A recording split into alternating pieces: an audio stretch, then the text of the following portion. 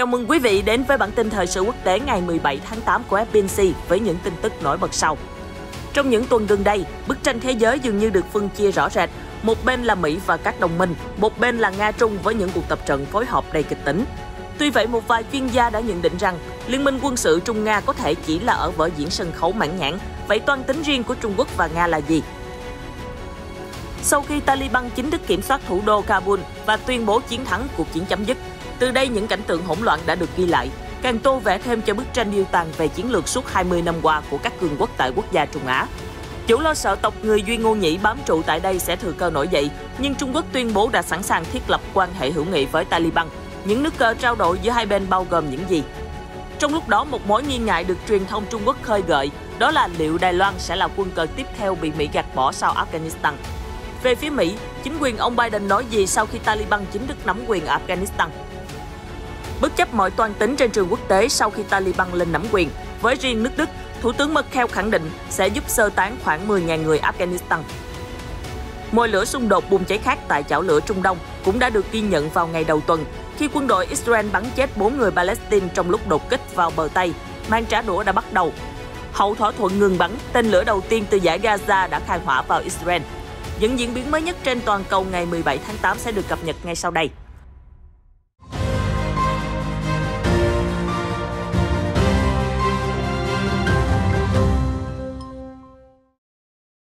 Trong những tuần gần đây, giới truyền thông phương Tây tràn ngập những câu chuyện về hợp tác quân sự giữa các quốc gia đồng minh của Mỹ ở Thái Bình Dương, bao gồm một nhóm tấn công tàu sân bay do Anh dẫn đầu ở Biển Đông và các cuộc tập trận chung tại Úc với quy mô tham gia hùng hậu từ các lực lượng Mỹ, Nhật Bản và Hàn Quốc. Cũng chính từ đây, bức tranh thế giới được phân chia rõ rệt, với bên còn lại là sự bắt tay chặt chẽ của Trung Quốc và Nga. Điển hình nhất là cuộc tập trận chung thành công mỹ mãn giữa hai nước trong tuần trước. Các cuộc tập trận cũng tạo cơ hội cho Nga-Trung thử nghiệm vũ khí mới. Và lần đầu tiên, quân đội Nga sử dụng các thiết bị do Trung Quốc sản xuất, bao gồm cả xe tấn công bọc thép. Tuy vậy, các nhà phân tích ở phương Tây và ở Nga đã đặt câu hỏi về giá trị quân sự thực sự của các cuộc tập trận, cho thấy Bắc Kinh và Moscow có thể có những mục tiêu khác nhau, từ thông điệp tuyên truyền cho đến chiến lược kinh tế.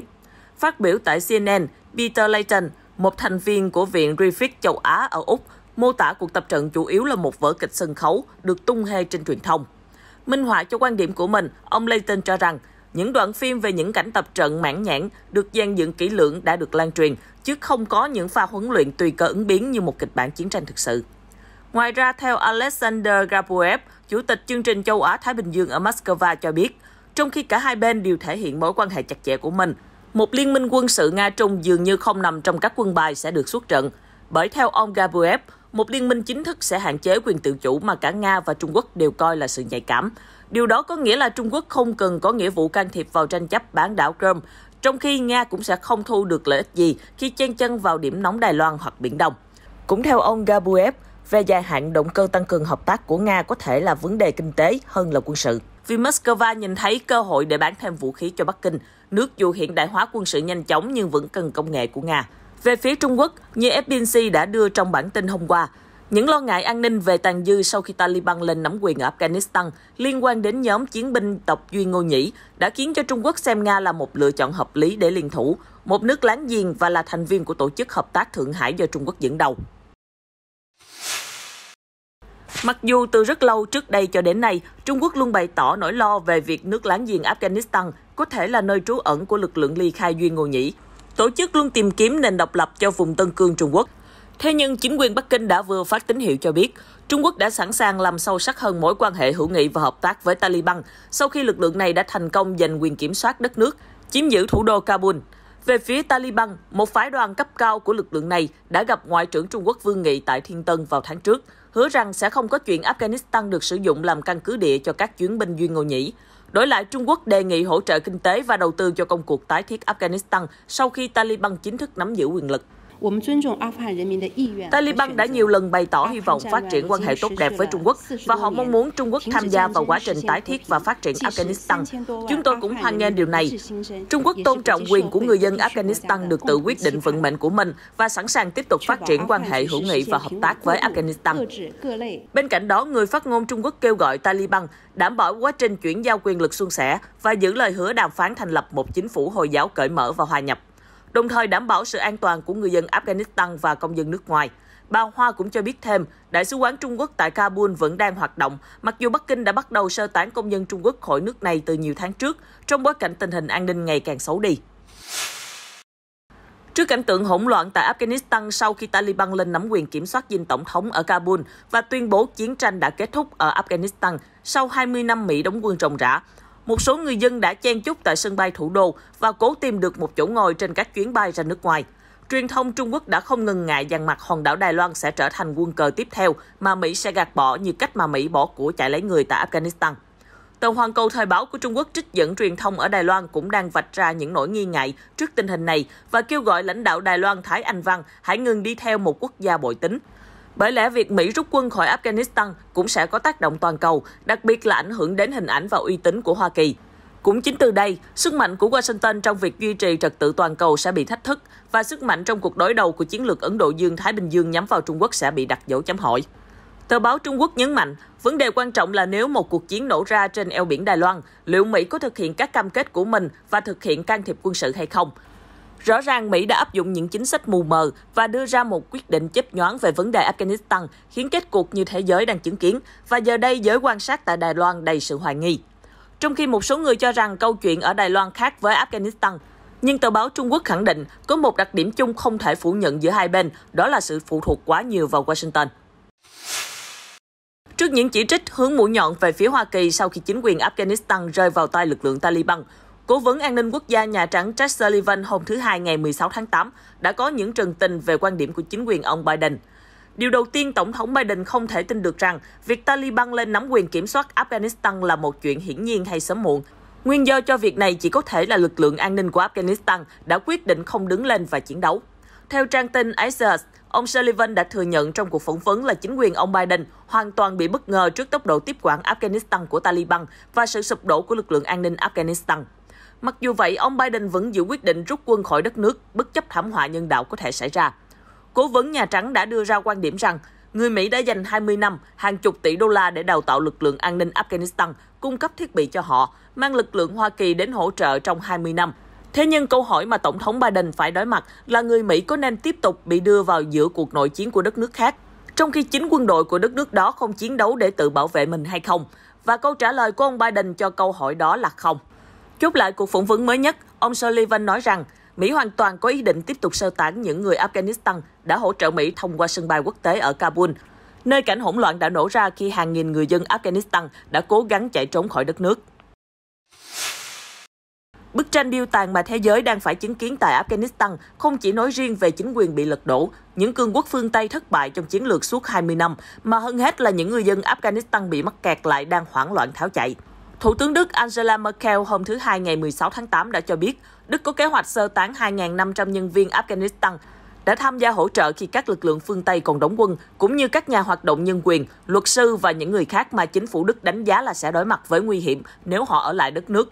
Tổng cộng con số lên đến 10.000 người. Bà Merkel cũng gợi ý rằng Đức nên hợp tác với các quốc gia giáp biên giới với Afghanistan để hỗ trợ những người dân đang tháo chạy. Tuy nhiên, theo Paul Ziemiak, Tổng thư ký Đảng Liên minh Dân chủ Cơ đốc giáo, gọi tắt là CDU của bà Merkel, cho biết Đức không thể sửa chữa tình hình ở Afghanistan bằng cách lặp lại chính sách nhập cư gây tranh cãi năm 2015. Theo Reuters, cách đây 6 năm, Đức đã mở cửa biên giới cho hơn 1 triệu người di cư, trong đó có nhiều người là người Syria, chạy trốn chiến tranh và đói nghèo, một bước đi táo bạo giúp bà Merkel giành được sự khen ngợi trên trường quốc tế, nhưng lại gây tranh cãi trong nước và làm xói mòn vị thế của bà trong đảng.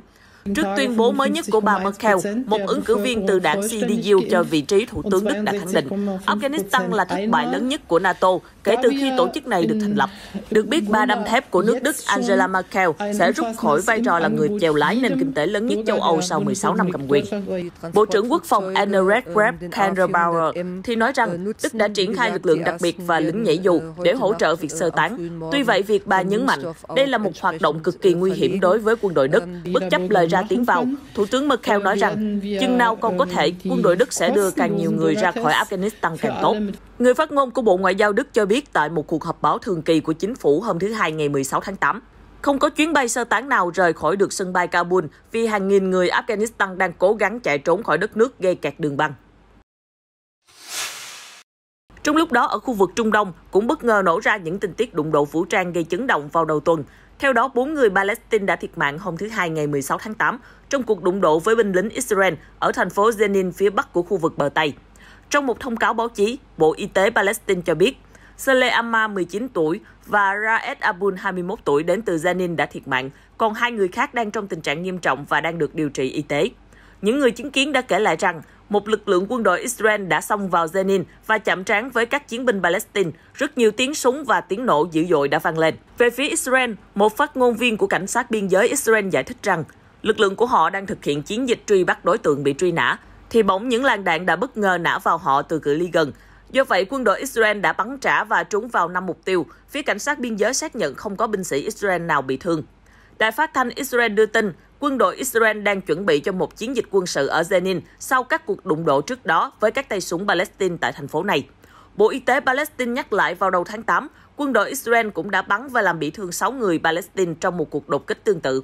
Jenin là một trong những thành phố đông dân cư ở khu vực bờ Tây, khu vực đã bị Israel chiếm đóng sau cuộc xung đột năm 1967. Và cho người Do Thái đến định cư. Thậm chí chính quyền Israel đã cho xây dựng hàng loạt khu định cư trên khắp bờ Tây, bất chấp sự phản đối từ cộng đồng quốc tế, vì cho rằng đây là hành vi bất hợp pháp. Bởi lẽ khu vực bờ Tây là phần đất mà người Palestine được phân chia theo kế hoạch của Liên Hợp Quốc.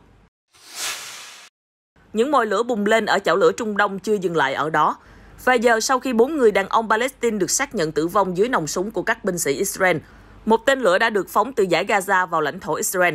Ngay lập tức, hệ thống phòng thủ vòm sắt của Israel đã kích hoạt còi báo động ở khu vực xung quanh dải Gaza. Người phát ngôn quân đội Israel khẳng định trong một tuyên bố, một tên lửa đã được bắn từ dải Gaza vào Israel, đồng thời cho biết thêm rằng hệ thống chống tên lửa vòm sắt đã đánh chặn nó thành công. Lần khai hỏa mới nhất là quả tên lửa đầu tiên được bắn từ dải Gaza vào Israel kể từ khi thỏa thuận ngừng bắn mong manh chấm dứt cuộc xung đột kéo dài 11 ngày giữa Israel và lực lượng Hamas của Palestine vào hồi tháng 5. Tạm gác lại những xung đột quân sự bùng nổ chỉ trong ngày đầu tuần, hãy kết thúc bản tin ngày hôm nay bằng một thông tin đáng chú ý về loài khủng long cổ đại. Theo Reuters, một hóa thạch ban đầu được tìm thấy ở Queensland hẻo lánh gần 10 năm trước đã được các nhà nghiên cứu xác nhận là loài bò sát bay lớn nhất của thời đại khủng long từng được tìm thấy ở Úc.